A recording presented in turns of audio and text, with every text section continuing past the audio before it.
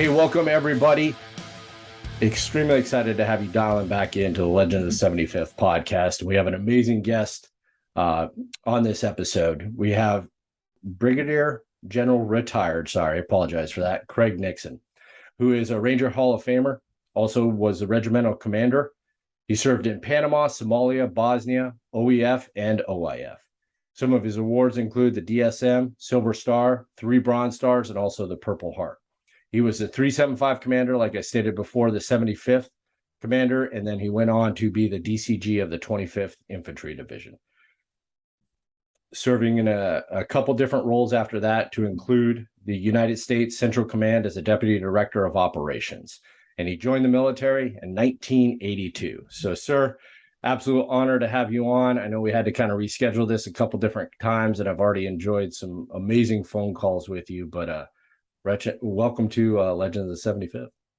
Thanks, Mike. I appreciate it. It's kind of humbling when you start with the Legends of the 75th, but happy to participate. Well, I do have a question for you, and I've asked some guests this based off of, kind of their response when I do that intro. Was there any kind of emotions or feelings that came when I read that intro and I talk about the Ranger Creed? Well, I think the Ranger Creed is one of the most important parts of the regiment, and the farther I've gotten away from the regiment, I think the more important it's become to me. But if you think about it, I mean, we all start in the Rangers and we're just trying to memorize it. So Yeah. I go every day and we're just trying to memorize it, and then at some point you start to internalize it, and it goes from being just something that you remembered to something that you're now internalizing. And then ultimately, you kind of spend the rest of your life trying to live up to it, which is a tall task, particularly the older you get. So I'm not sure that I'm meeting some of those standards. But as we talked about it, and I think Stan McChrystal probably put it the best, I think it's a commitment to yourself, but more importantly, it's a commitment to everybody else in the formation, that you're going to strive to live up to some really high standards, and it's not just words; it's things that have been demonstrated both in peacetime and in combat. So it means a lot to me. It meant a lot to me when I was in the Rangers. I think it means as much or more to me now as I kind of watch what they're continuing to do. Well, we'll come back, to why you wanted to be a Ranger. But before we do, just because we're talking about the Ranger Creed, one thing that you said in another podcast that I listened to was reciting the Ranger Creed before you jumped into Panama, and how the whole chalk stood up and you said the Ranger Creed. And this is one of your first experiences also in the Ranger Regiment, and just, that commitment to each other and that commitment to yourself. Like I don't have any combat jumps, so I can't, speak on it, but I can imagine that just the dedication and determination, hearing that on an aircraft, getting ready to jump into combat. Yeah, I mean, I think it was surreal. I mean, it was my first time in combat. The majority of people in the aircraft, it was their first time in combat. I mean, you had done the training and all that before you go in, but you go through the bustle of getting all the rucks hung and all that kind of stuff, and then to actually sit or stand and do the Ranger Creed. I mean, it was an incredible experience, and everyone that I've talked to that did it in that aircraft or other aircraft kind of had the same view. I mean, it was almost like you see football teams kind of get together right before the game. Right. Yeah. That was kind of the experience there. But again, it goes back to, and it was a commitment. It was a commitment that we were going to try individually and organizationally to live up to that standard. Yeah, that's amazing. I wish I could bottle that, that kind of feeling, because just the surge of, emotion and commitment that would have been from every single individual on that aircraft is unbelievable.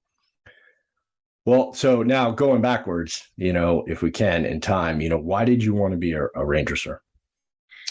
Well, it's like a lot of things. It's kind of, I fell into it. I was a platoon leader in 4th ID uh, back in the early 80s and was escorting Dick Schultes, who's at that time he was commanding, I think, 1st Cat Division, but he had been the JSOC commander when they went into Grenada. And at the end of escorting him, he basically pulled me aside and said, you should be in the Rangers. And honestly, at that time, I really didn't know that much about the Rangers, but I mean, I immediately kind of dug into it and really wanted to go do it. And like a lot of people, ultimately didn't get to do it because I got ground off by, the leadership at the time thought it was more important that I did my 4th rotation at NTC than instead of going to the Ranger Regiment. So because of that, I went to Korea as a captain specifically so I could get back to the Rangers. Um, I think, look, I think nobody goes to the regiment thinking they're a dud. So everybody that I know that went to the regiment and succeeded had a pretty high opinion of themselves to go to the regiment. And frankly, most of them, and at least for me, it was true, went there to see how they stacked up against the rest of the people. It was the place that the Army was sending the very best they had, given the very best resources to show what the best people and the best resources could do. And for me, it was, put up or shut up. If you think you're good, go see how you stack up. And like a lot of things, once you get there, you realize, wow, I got to really work hard just to keep with these guys. Yeah.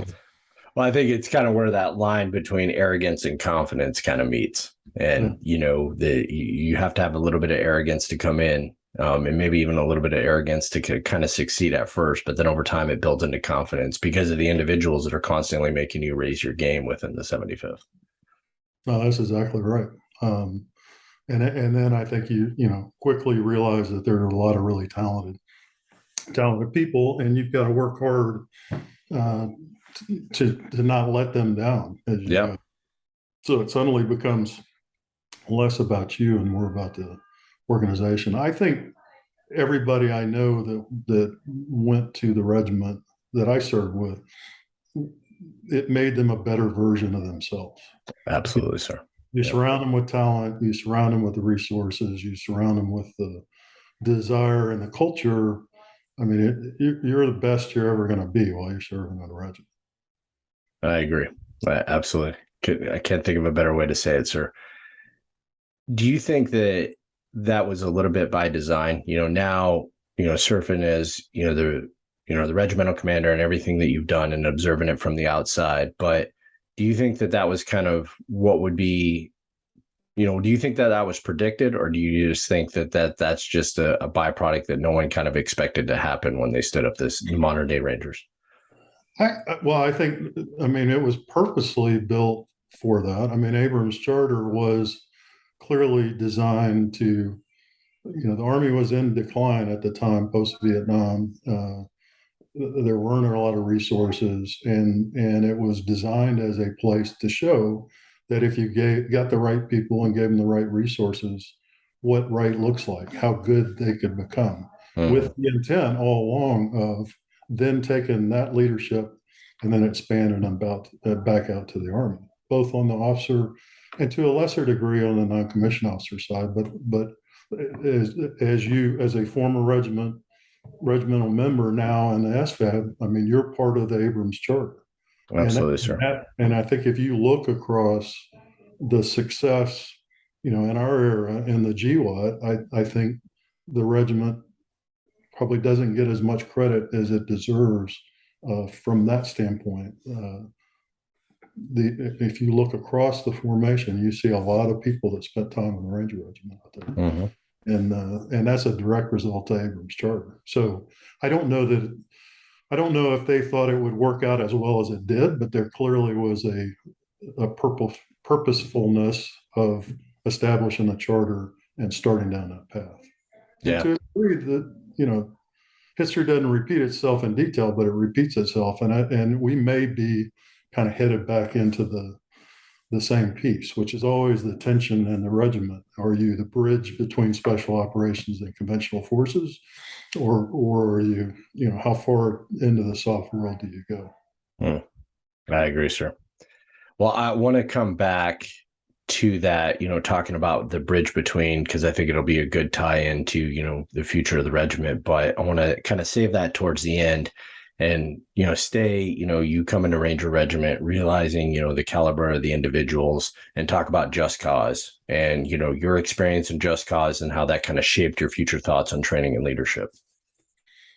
Yeah, I mean, I think I said before, I mean, it was the first time that I had been in combat. And so it was insightful just in seeing what the training that we did that applied, the things that didn't apply, but more importantly, to see how I reacted to those stresses and to see how others reacted to those stresses. Um, so one of the things that came out for me was the training that we were doing, for the most part, was directly kind of related to the combat that we were doing, and from that standpoint, it was pretty timely. The other thing was how fragile plans are, because you can have the best plan in the world. If it starts with a parachute assault, all that goes out the window as soon as you hit the ground, because it doesn't matter whether you're Buck Kernan as the regimental commander, or Captain Nixon, or you're all just Rangers until you get collected up and get moving. So all of us just kind of formed these squads, which became platoons, and kind of executed the objectives that we thought until we could get organized, kind of till the next day. The other thing I saw there that I continue to see is people just quit. I mean, it was either because they physically couldn't do it, or mentally couldn't do it, or psychologically couldn't do it. I haven't been involved in a war in the whole time I was in the military where I didn't observe people that quit on the battlefield. And those were special operators, those were conventional forces, they were across the board. So that became a particular focus of mine as I went through. How do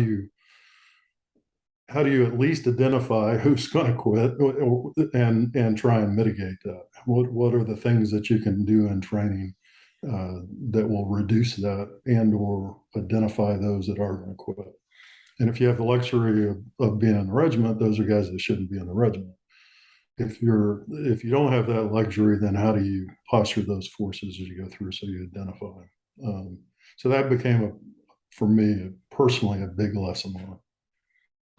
Well, and I think we definitely saw those applied when you became the regimental commander, especially working with Sergeant Major Birch, and some of the initiatives. And I definitely want to talk about that, because, your guys' command of the regiment is we were going through an evolution during those times. We can both agree with that. But there needed to be a rapid revolution. And that was, kind of the start of it. So, but I don't want to get ahead of myself, sir. I know I keep on saying that, but, I'm trying to, because, we'll be hopping between timelines, and not everybody lived through those, those experiences like you and I did. So we have a good understanding of kind of how the chronological order worked out. But the one thing, before you transition, and I won't go to my relationship necessarily with Greg as RCO and RSM until we get to that point. But yeah, I think as importantly is a relationship with non-commissioned officers in the regiment, because officers come in and go out, and the connectivity that sustains the regiment as a non-commissioned officers. And I was blessed, whether it was as a Smoking Joe Madison as my first sergeant, or Jerry McLean as my second first sergeant, or Kevin Connell as my command sergeant major in 3rd Battalion, or Greg Birch as a regimental sergeant major, and all the other amazing non-commissioned officers, many of which you've had on the podcast. I mean, that's the regiment. Yeah. And as officers, we came in and tried to really harness that amazing talent that was out there. But what's what has sustained the regiment is the non-commissioned officer corps. What do you think made you so successful in that, though? And what I mean specifically, sir, is harnessing the talent. I've seen a lot of officers try to do that in the regiment and outside of the regiment, and not have success. And I've honestly, if I'm just being frank, I've seen some fail terribly in that, trying to do that because, and I don't know, maybe this would be part of your answer, but I think a part of it is they try to harness the talent of the organization, of the NCOs, and everybody else, but they can't check their ego at the same time. So I'm sorry if I kind of stole your answer, but I just, wanted to kind of preview that. But, what do you think your mentality that helped you do that so well? Well, I think you touched on part of it, and I'm not going to sit here, I'm a little more humble than thinking I did it all that well, but I did do it authentically. It wasn't manipulative.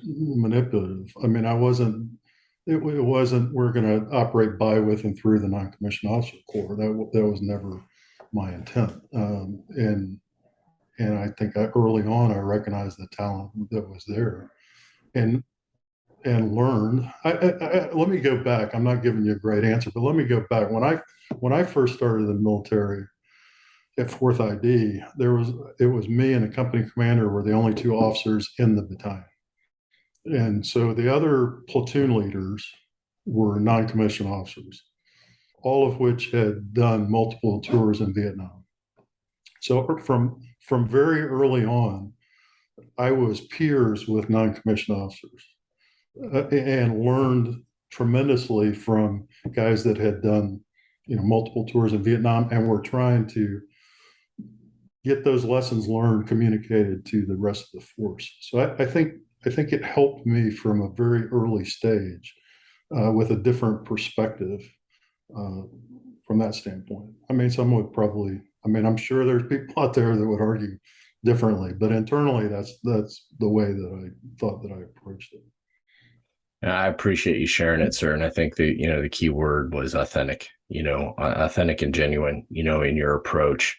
And, the other part, you talk about being a new PL coming out of Vietnam with 4th ID and having NCOs as peers. And it's something that I constantly talk to NCOs about is the PLs that are coming into the force, or if they're even training cadets, like you're going to shape what they will do and how they will work with non-commissioned officers potentially for the rest of their career. And you have to take that very seriously.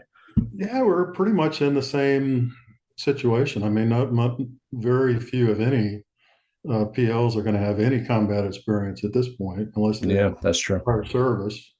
Frankly, most captains don't have combat experience. So when I went through, when I came in, it was battalion commanders, field grades, and non-commissioned officers were the ones that had combat experience.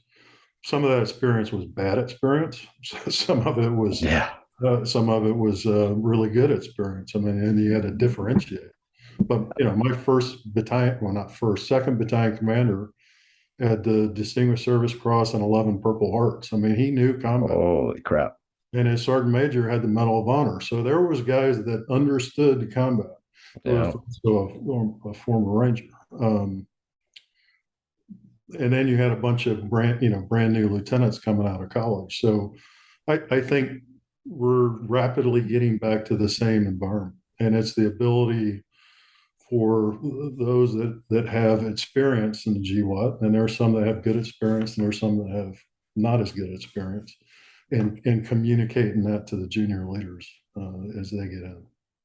It's funny, just going back to something you said earlier is history doesn't always repeat itself in details, but it does rhyme.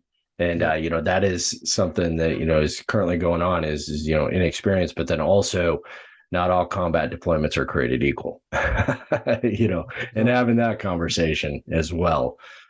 So, speaking of combat,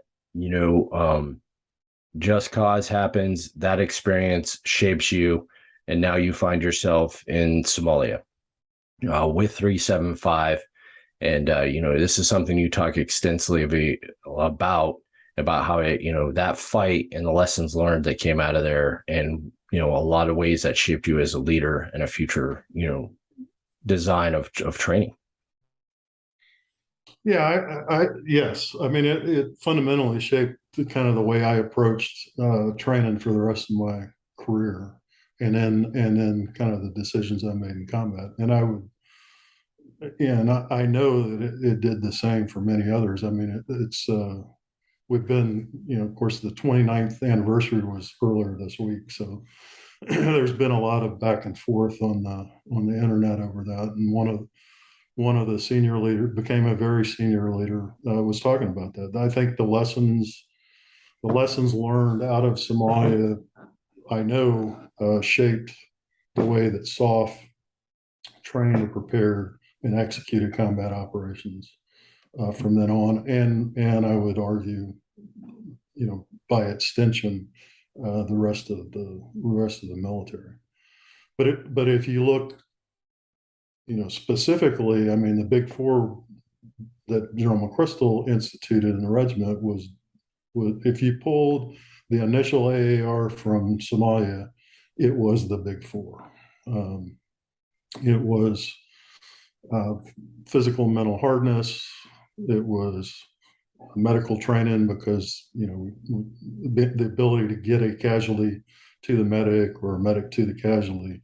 It was marksmanship, acquire, eliminate, discriminate at the length of your optics, day or night. It was small unit training, and all those came out of kind of the lessons learned. None of them were original or unique, but I think it codified how necessary it was in that fight. There were other lessons learned outside of that for me personally, it really shaped how I thought about it. I mean, I would argue, and there's people who disagree with me on this, but I would argue that there's a couple things. One, if you look at all the decisive points that occurred inside of the fight on the third and the fourth, when we got to a decisive point, what allowed us to succeed was kind of the individual valor of the operators inside a task force ranger. But what put us in that position was largely a result of planning. I would argue that we did not adjust the tactics as the conditions on the ground changed. So we put together a plan based off of semi-permissive environments. So the sniper birds were largely there to eliminate threats inside of the crowd, surgically. But over the course of time that we were there, the conditions changed significantly. And I'm not convinced that we really needed sniper birds by the time we got to third and fourth, or that the advantage was worth the risk. And if you look at kind of the casualties on the third and fourth, they were either because directly because of an aircraft crash, or they were going to or coming from the aircraft largely. So I don't, I believe we just didn't adjust the tactics as fast enough as the conditions changed, which is something that we struggled with for the rest of the GWOT, because the conditions were changing rapidly. On a different subject, I remember coming back for the first maneuver conference after the invasion of Iraq, and at Fort Benning, all of the brigade commanders got up and gave their lessons learned, many of which were my friends, and did a magnificent job there. But the lessons learned that they were given at Fort Benning, 75% of them would have gotten you killed in Iraq, because the conditions had changed so much since they left. They just, they were given a snapshot in time. So it really, for us, it became what's conditional lessons learned and what's enduring lessons learned. How do we differentiate those and focus, one, on the things that are enduring, and two, on what are the conditions on the ground right now, so we can stay inside of that cycle, which is an interesting construct. Well, and I think that a lot of leaders, that's what they struggle with, is that ability to think through those different concepts, because it requires you to get outside of your comfort zone. Because we can all just look back and say, well, when I was there this last rotation, this is what we did. So why won't it work? Well, because the situation's completely changed. Or based on my experience jumping into Panama, Somalia, this is what makes sense, because combat's combat. That's not true, especially as we continue to have the conversation about multi-domain battle. Yeah, I think look, the only thing more dangerous than somebody that hadn't been in combat is somebody that's been in combat once. Yeah. Because what they did kept them alive. So Yeah. It's ingrained in them. Yeah. It's ingrained in them. And they are doing they want to ensure that their soldiers stay alive. But the conditions change significantly. And I think, having a broader experience allows you to kind of do that and being more open with the way you do it. But it's not just in units; it's also at the training centers. It's at a lot, at a lot of those. It's embedded in doctrine. It's embedded in a lot of that stuff. So I got a little bit diverted. The last thing I learned there, and this is directly from General Garrison, was when you we know what it's like when you lose momentum in football and basketball. And when you lose momentum in combat, you bleed to get it back. That's the reality. So at the point we lost the second aircraft, we lost momentum. And then you're really reliant on the kind of heroism of the individual soldiers to do the fight to regain that momentum. I would argue, jumping ahead, if you look at kind of Iraq, we lost strategic momentum in early 2003, probably June of 03. So when you lose momentum tactically, you bleed to get it back. When you lose momentum strategically, which I would argue we lost in early 2003, you bleed a lot to get it back. And really, from 2005 through the surge was a direct result of the loss of momentum, largely that we did to ourselves during that period of time. Well, I will say in 2003, June of 2003 is when 275 left Iraq to redeploy. Coincident? I think not. we all are the center of our own universe. I mean, it's funny. It's not funny. I mean, but I think you're spot on, sir. Just the momentum conversation. You've got to constantly be pushing that throttle, and as commanders, you have to take risk. That is going to require risk because people are going to be in front of, comfort zones or what we've been doing that's created previous success, but that doesn't mean that it's going to result in success down the line. And also the situation completely changed in Iraq. I was talking to a couple individuals about Iraq in those early days, that after a couple weeks after George Bush declared mission accomplished, it took a couple weeks, but it was a completely different environment where it's kind of almost semi-permissive. We were going downtown, to grab chow.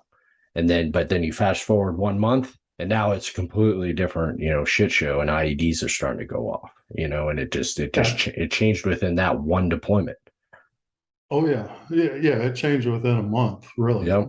But, if you look, I mean, we're getting into kind of big geopolitics now, but if you look, at the things that occurred, the first thing was the Marines went back early, which forced a shift inside of Baghdad. Then Third ID went back. Again, those are decisions that we made. The enemy had nothing to do with them. Then we changed CFLIC from CFLIC to Fifth Army, which was kind of like going from the New York Yankees. I mean, because CFLIC headquarters at that time was kind of the best of the best of the best from all disciplines. And Fifth Army was, I have no issue with Fifth Army, but they hadn't fought the war up to that point. Right. We came in very, untrained for the fight that we were in. Then you swapped out the commander, because General Franks left, General Abizaid took over, which always comes with some kind of result. And then you shifted the focus, and they brought in Dr. K, and they really focused on WMD, which frankly, at that point, we knew there wasn't any WMD there. We had been doing that for a while. So those were all, and that doesn't even address the debathification piece and all the things that associated with that. So those were all. So to put it in a tactical analysis, it would be like seizing an objective, and instead of doing reorganization on the objective, you're just changing leadership, moving units out, doing everything else while the enemy's outside the wire, reorganizing to do the fight. And that's what happened at a strategic level. We talk about, the time frame from 2003 on, and then you becoming the regimental commander. If we can just stop for one moment, I just love for you to talk about the announcement that you would become the regimental commander, and just kind of your thoughts and your feelings going into that. Yeah, it was a little bit. I was actually at the Air War College and had been selected to. I was at the Air War College when 9/11 happened. I just left 3rd Battalion, and at the time I was selected to command a brigade in Hawaii, and then ended up being selected for the regiment. But we had a year, so I had a year to burn before I took over, which I thought I'd go to Fort Benning and do a lot of PT and spend a lot of time writing my command philosophy and all that kind of stuff, and then it ended up being selected to be the J3 at JSOC. So I had, and at the time we were committed in Afghanistan. So as soon as I took over for the J3 from Frank Kearney, I immediately went to Afghanistan. And then while we were in Afghanistan, we started planning the initial invasion into Iraq, and then we did the invasion in Iraq. So, I mean, for the year that leading up to being the regiment, I was not focused at all on the regiment. I was focused on, how we were fighting across JSOC. So on one level, I didn't have the time, energy, or focus to do anything related to the regiment. On the other, it was a unique perspective because I saw how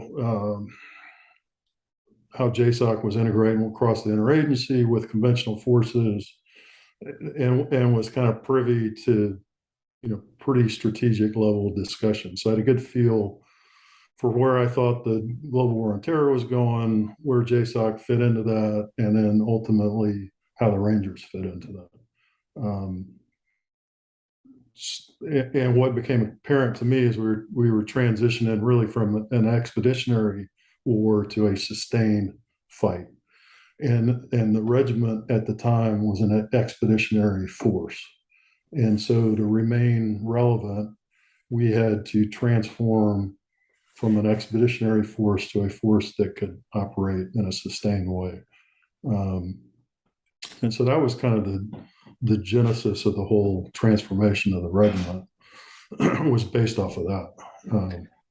That's amazing perspective, because I've never heard anybody kind of talk through, what was going on at the higher echelons of why we changed. Because, again, Colonel Nixon, you're talking your perspective. Well, here's Sergeant, Burke's perspective during those times. Okay. Outside of, even the invasion of Iraq, okay, that was a little bit expeditionary, like some of the different things we did. There was a little bit of where we were doing sustaining stuff, hopping out at a buyout. But all the other deployments between Afghanistan and Iraq, found us either carrying our houses on our back, in a rucksack, or driving all over the damn place, not having a real home once we showed up in the theater. And then all of a sudden it just changed, and now we're in the FOBs and we're doing strikes out, maybe for a couple of days, but for the most part, we're staying centralized in the FOB locations. Yeah. So it was the thesis we developed, and I say we because it wasn't just me. I mean, I had a concept in my head, but there were many people involved in it. But if you looked at historically, the regiment had operated at battalion minus or above for very short duration operations that largely were initiated via fixed wing or rotary wing, conducting operations that were based on intelligence that somebody gave us. So that was the model that led up, and it executed very well. But we needed to transition into sustain kind of combat operations. We needed to be able to operate at a much lower level, platoon size, or even lower. We needed to be able to operate for extended periods. We needed to be operate out of vehicles, and we needed to be able to generate targets on our own intelligence. And that was, so if you, in a nutshell, that was the thesis. How do we get from one to the other? And that drove kind of the organization and the initiatives inside of the regiment that we started. And we started them pretty quickly within the first 6 months, and we got it all kind of approved in the first year. So starting in 2004, we started implementing. So this was a genesis behind us standing up support companies, and then micro elements and beefing up our intelligence and the other warfighting functions that we normally we had, but were not a large element of the Ranger Regiment at the time, at the battalion level for sure. Yeah, so there was a couple different. I mean, yes, that was all of that. So it was increase the number of rifle companies in each battalion, add a support company, add a recce platoon in each battalion. That was kind of at the battalion level, and that was all designed to operate 2 companies in each theater. So we were in both Iraq, we were providing forces. In Afghanistan, we were employing forces or providing forces, depending on whether I was the command and control over there or Blue was command and control. At the regimental level, it was because the regiment was never designed to do sustained combat operations. So we doubled the size of intelligence, we doubled the size of communications, we doubled the size of RRD, we added the dog program, we added the strikers, we added the support training battalion to command and control all that stuff.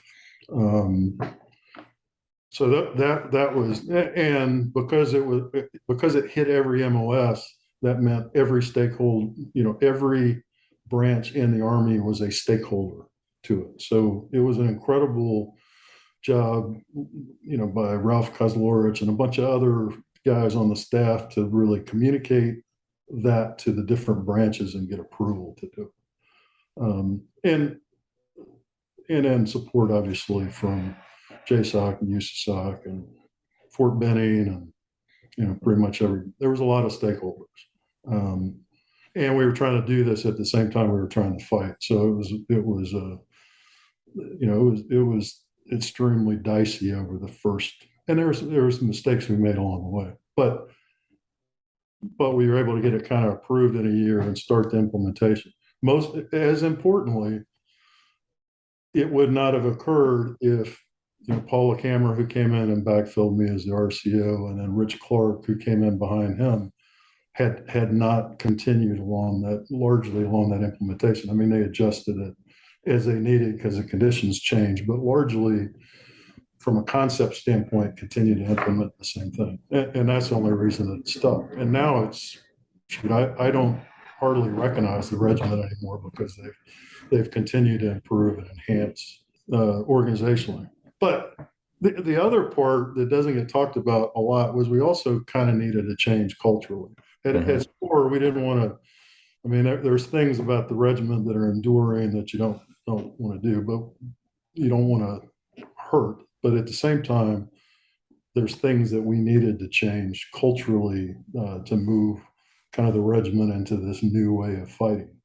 And I kind of, me and Greg Birch at the time kind of boiled it down into, okay, we have the most disciplined force that's out there, but not necessarily the most self-disciplined force that's out there. So how do we go from being very disciplined to self-discipline? And I'll define that as, at times I watched Rangers laying in the middle of a street getting shot at, not behind cover, because that's where they were told to take positions. Right. Well, very disciplined because their leader told them to take a position there, but not the right thing. And what I was looking for as a Ranger, that, okay, you want me to take a position there? Well, I'm going to go find cover so I can do the best. I can operate inside your intent to do that. And there was a bunch of different ways that we tried to go at changing that. The haircut policy was just one of those, but there was many things. Adding the rifle company. What most people don't know is we did that because we had the mail off. We had an authorized increase. Well, we used the mail off to help add the fourth company. But if you actually look at, by adding the fourth company, you add more leaders across the battalion. So instead of, and you retain more leaders across the battalion, because as you know well, the regiment is a triangle. So at some point, people get deselected along the way because there's not enough positions for them. Well, if you increase the base, you increase the positions, and by default, then you raise the level of maturity across the entire organization, which most people didn't understand then, and there's some that probably don't understand that now. But that was an integral part of what we were trying to do. Definitely, we're going to come back to the haircuts. We're going to talk about that. But before we do, sir, talking about the changes in the speed that we did them, because I thought you brought up a great point that we did this while running. We didn't pause at all. We paused elements, but as the regiment as a whole, or the stand-up of the deco or whatever it was, we definitely, took deliberate pauses to allow them to do that. And regimental support, regiment supported a lot of that stuff, but we're also at the exact same time going through huge transitions in, Iraq and Afghanistan and the fight that we're doing there, and a change of the responsibility and the weight put on the regiment's shoulder to be a major force that was, taking the fight to the enemy in, multiple different ways that were different from what we'd been previously doing. Oh yeah, all of that. But I had a fundamental belief that if we were going to do it, we had to do it fast, because if we did it in the very slow and deliberate stage, it was going to get ground off. I mean, the bureaucracy always kind of wins the slower you go. And the other reason was we had to prove it on the ground. Yeah. So the faster we were able to transform it and then integrate it into the current fight and continue to adjust based off the lesson learned, then the better chance it had of sticking. Because the first decision, when we first talked about it, the first thing was, why don't we just create another battalion? I mean, why do you want to increase the size of the battalion? Yeah, I remember that going around, and I voted that if they were going to create another one, they put them in San Diego. Yeah, of course. Of course. The problem is the buildings for that battalion would probably just about now be getting built. Yeah, that's true. And then the other thing I was very concerned about at the time was, there was going to be a downswing. So when in the last big cut, the next decisions that they were looking at cutting was 3rd Ranger Battalion. That was, we're talking way back in the 90s when we had the kind of downsizing. So I always thought that there was going to be a downsize on the back end of that. It really hasn't occurred up to now, but I think you're actually starting to see some of it now. And I always felt you would be better off by expanding the existing battalions and not creating another battalion, because the cultures were already there, the facilities were already there. And so it was much easier to do that than to create another battalion. Although we did add a fourth battalion, it just happened to be a special troops battalion. Yeah. All right, so now let's jump to the greatest decision that was ever made in the history of decisions by a regimental commander and a regimental sergeant major that forever changed the motivation, the look, and the beautifulness that is Rangers, and that was the change of the haircut policy. Quick story: I told you this when we were talking on the phone. I had a young team leader, very immature, and he said, he was coming on the end of his term. He was like, I'm going to get out of the Army. And I'm like, man, you need to stay in the Army. He's like, if they change the haircut policy, if they allow me to grow my hair out, I'll re-enlist. And we were literally in Afghanistan when the haircut policy changed. I was like, hey, now you got to put your money where your mouth is. Now you have to re-enlist. And I'll be proud to say that he continued to serve and have an illustrious career because you allowed him to grow his hair out, sir. One vote. One vote, yes. It's funny. Most people, most Rangers now don't even remember there was a haircut policy. Nope. But at the time, as you know well, it was probably one of the most divisive things inside of the Rangers. It's interesting. If you looked at the haircut policy over time, it got more extreme every time I came back to the regiment. So when I first started in the regiment, it was about what your hair is now. I mean, that was kind of the approved haircut policy. By the time I came back as a RCO, it was, do you want to shave the side of your head when I got my high and tight, which in the early days would have gotten you Article 15, but now, somehow that made you more disciplined. And at the time, we had people deploying overseas that were growing their hair. We had people in relaxed scrim and standards. We had people with high and tights. We had people recovering. So we were all over the place anyway. I mean, there really wasn't a standard there. None of which really was the reason that I changed the haircut policy. I knew that we were going to transform the regiment, and I had to communicate that I was serious about doing it. And the easiest way to communicate that to the kind of the Rangers below staff sergeant, because it was split probably 50-50 above staff sergeant. But once you got below staff sergeant below, it was like 100% thought it was the stupidest thing that ever happened. For some reason, once you got to staff sergeant, I had to live with it for this long, make them live with it too, kind of concept. But so that's the reason. I mean, so that was one. I mean, Sergeant Major Birch really, I don't want to say struggle with. We made the decision early on we were going to change the haircut policy. It was more about how we implemented it, how we communicated it, and what it actually meant.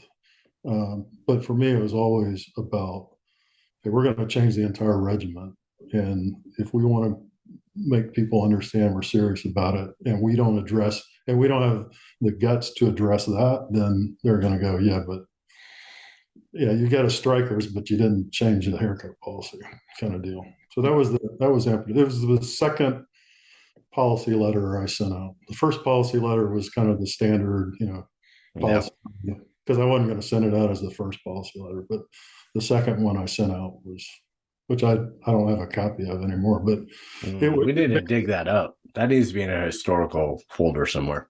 Yeah, it basically hopefully it articulated what I just said, that we're going to change the regiment, and this is part of it.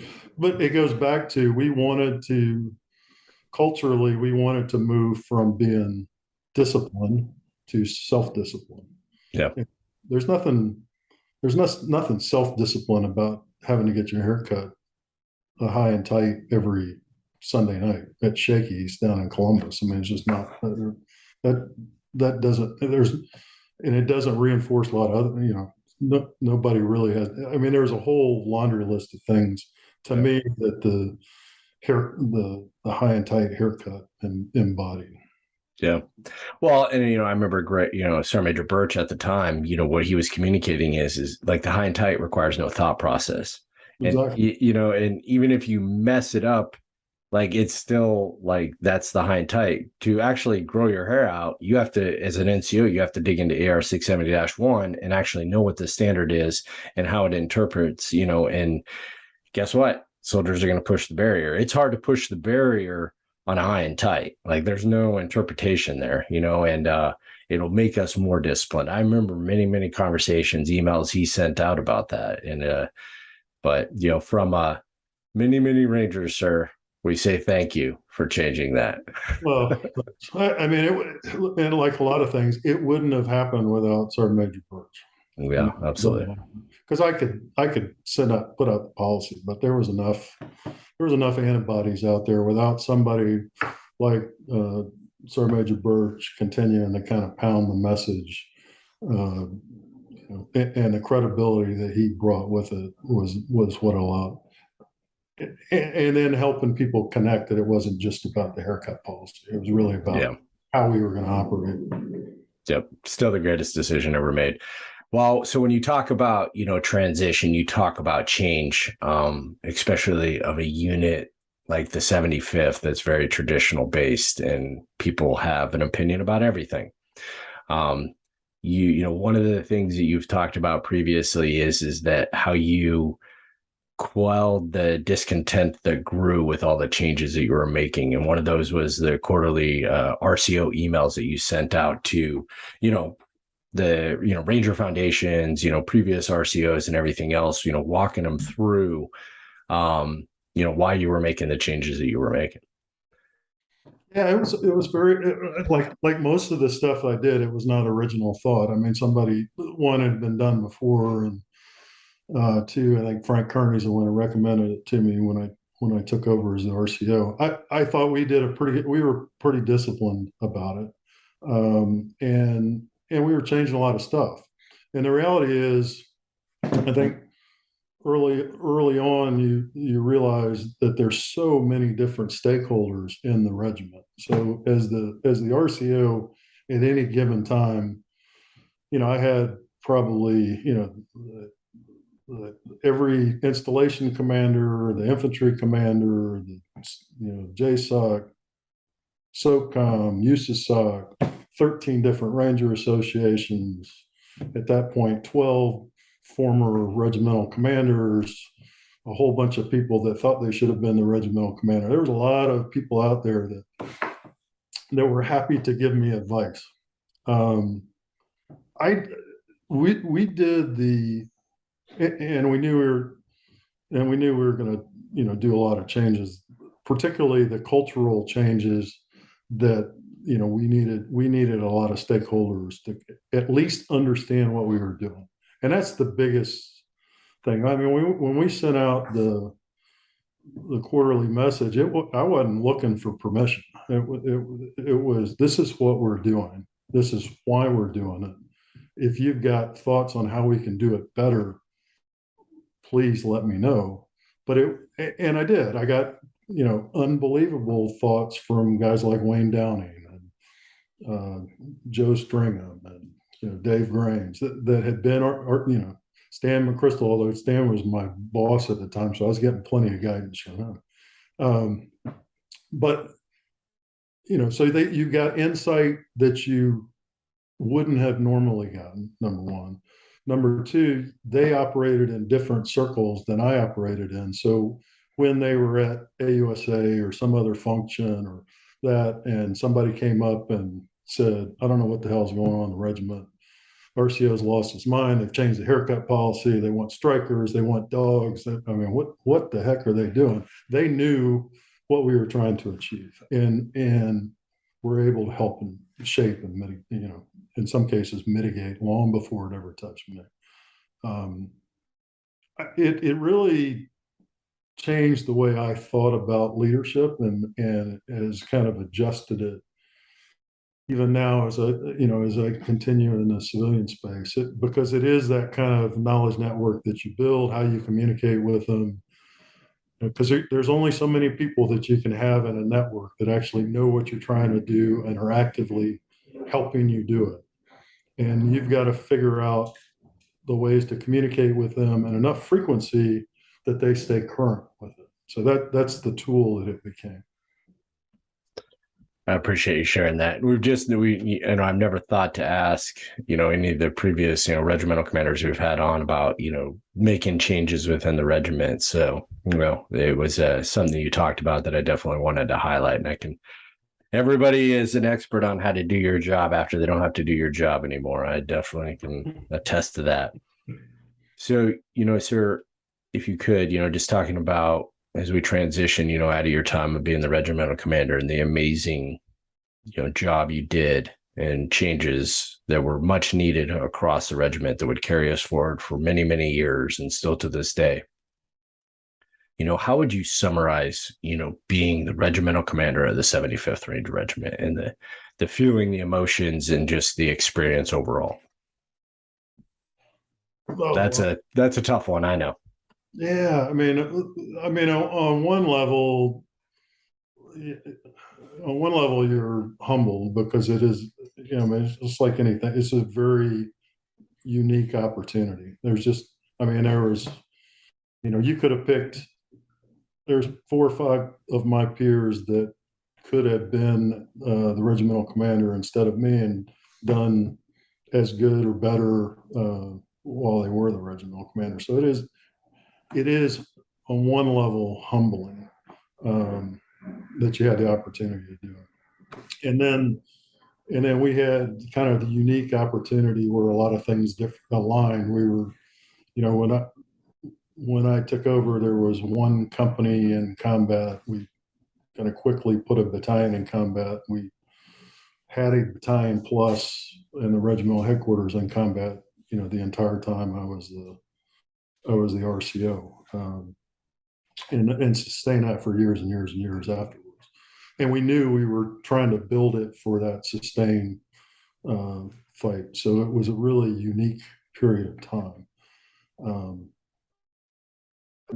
It was. I think it's more rewarding now than it was then, in a lot of ways, because you're just working hard the time you're doing it, and you're just kind of, it's the old do the best you can, leave it better than you got it kind of deal for the next guy.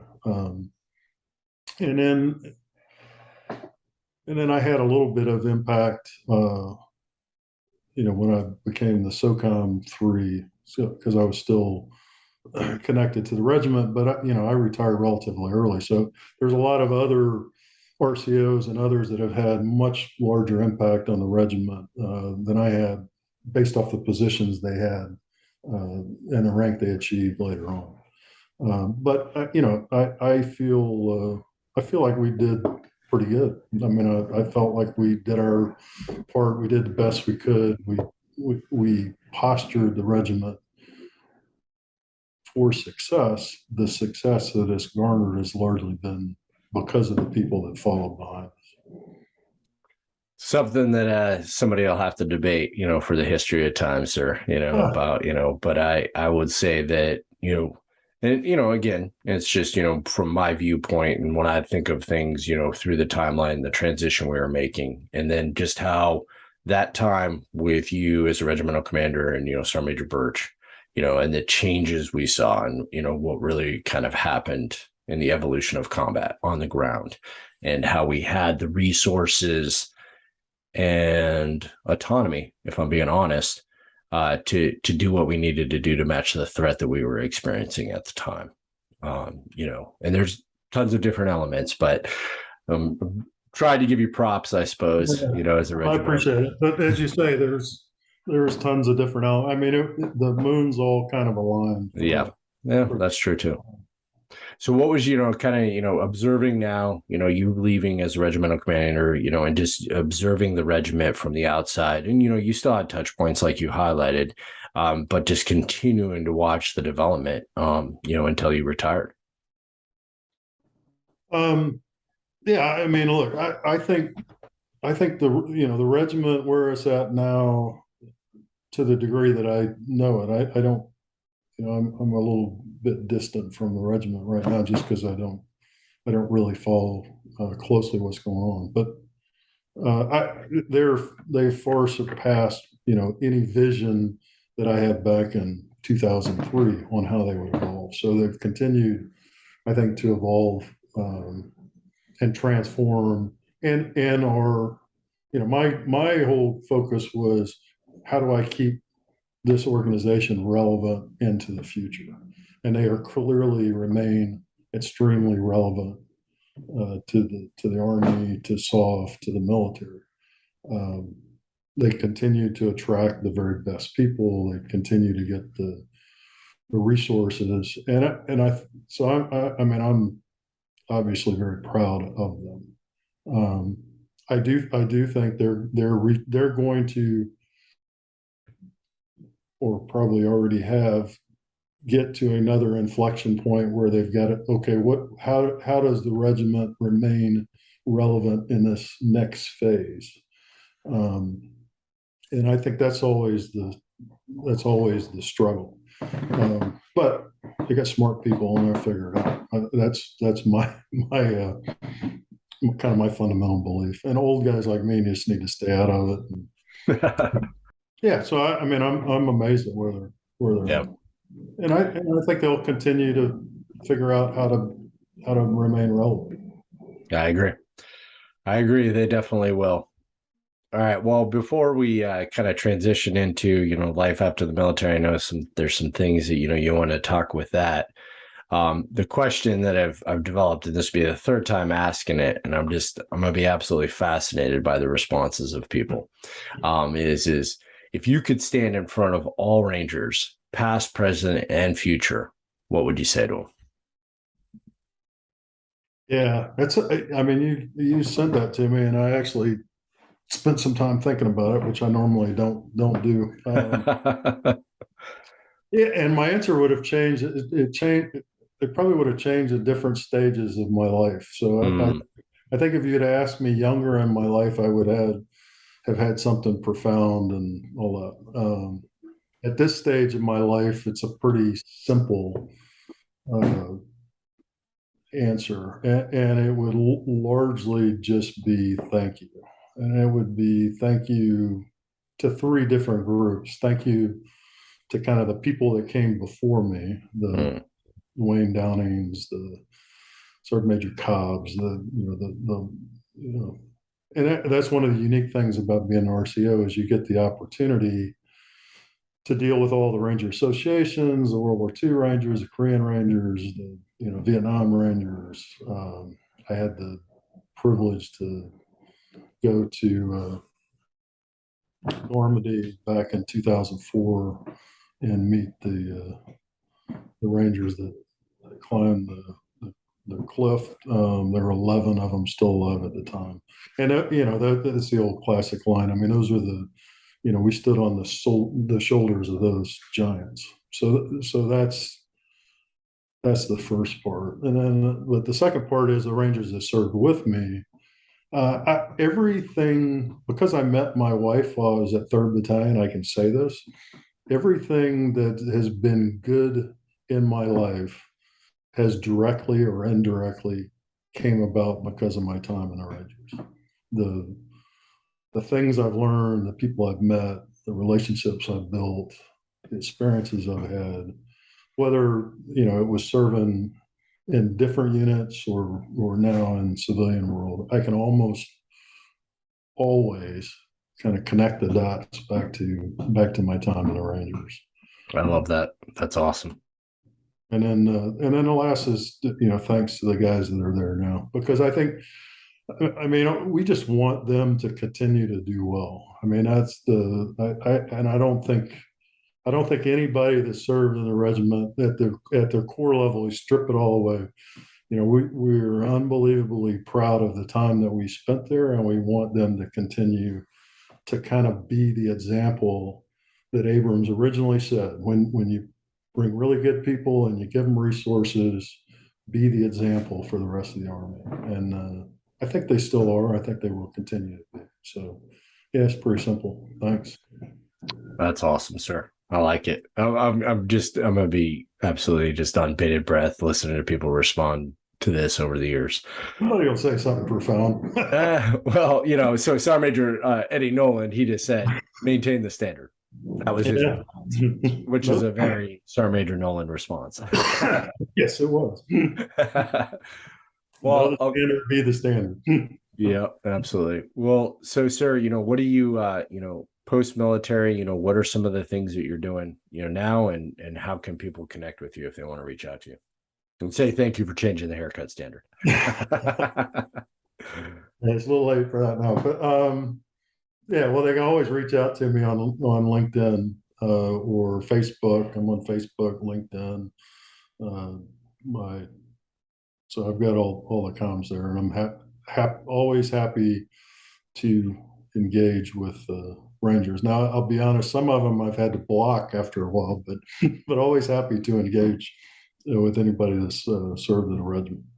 Um, yeah, I've had a very unique post-military. So I helped General Crystal stand up the Crystal Group, which which was about taking the lessons we learned from changing soft and how do you apply those to private industry, which did a couple of things. One, it made all of us kind of reflect on, okay, so what did we do and what does that mean? And then how do you apply it in a private industry? Um, and I stood up an executive leadership course there that had a number of engagements, primarily out in Silicon Valley. And then because of that, I was offered the chance to run a pretty large private security company, and did that for 3 or 4 years till I realized I had 10,000 people with guns in 30 countries, and that probably wasn't what I wanted to do at this stage in my life. And since then, I do some. My wife says I piddle, but I do some consulting, mostly strategic consulting with companies how to scale, sit on a bunch of boards, do some nonprofit stuff. I do some mergers and acquisitions. I try and do that no more than 2/3 of my time. I'm trying to get it down to 1/2 of my time. Um, and then I spend a lot more time now with kind of visiting family and friends and playing golf. And I have a good friend that has a saying, "Don't count the days, make the days count." So I think as you achieve those things, and I had a lot of goals when I first got out of the military, and I was pretty driven to run a big company and all that kind of stuff. But as you achieve those goals, then I think you tend to kind of circle back on, okay, so what's really important, and it Yeah. gets back to people and relationships, and that's what I would encourage for everybody that transitions. Look at where you want to be 10, 15 years down the road, Yeah. and then chart the path on how to get there. Yeah. Um, and then the things that we can do to help veterans is really important to me. It's hard to navigate all the different nonprofits, but I think it's important, and it's going to become more important because it's so divisive out there right now. I think that we've got to kind of navigate that and continue to support veterans without getting sucked into the political morass. Yeah. I agree, sir. Well, I definitely appreciate your time. Before I kind of officially close this out here, do you have any closing comments or thoughts or anything else you'd like to say to the community at large? No, I think I've talked enough. I would say, as I told you before, I really appreciate you doing this. I think it's important. I think I and I'm not very good at this because I don't do it myself. So I'm telling other people to do it, but I've chosen for whatever reason not to do it myself. But I think it's really important to get the message out, and particularly in today's environment. And I love to see Rangers and former Rangers write books, get into social media, start companies. Um, I kind of looked, I did a speech to 3rd Battalion, and I said, we're almost the greatest generation. I exclude myself. The guys like you and the guys that kind of grew up in the GWOT. But if you really look at the greatest generation, it wasn't necessarily the greatest generation because of what it did in World War II. It was the greatest generation because of what it did after World War II. God And, dang, that's awesome. and, You're 100% right, sir. I love it. and there's so much talent that, I just want to encourage guys to take that and then apply it. And then I think it truly will go down as the greatest generation. I honestly believe that. I appreciate that, sir. And everybody listening, you heard it from, your regimental commander, former regimental commander, Craig Nixon. Continue to lead the way. All right. Well, hey, thank you for coming on the show today, sir. It's been an absolute honor, and I know everybody's going to enjoy hearing from you and catching up with you. And everybody else, thank you for tuning in to the Legend of the 75th. Please share this episode so that we can make sure we get it out to all of our Ranger buddies and they know about it. Rangers lead the way. All the way.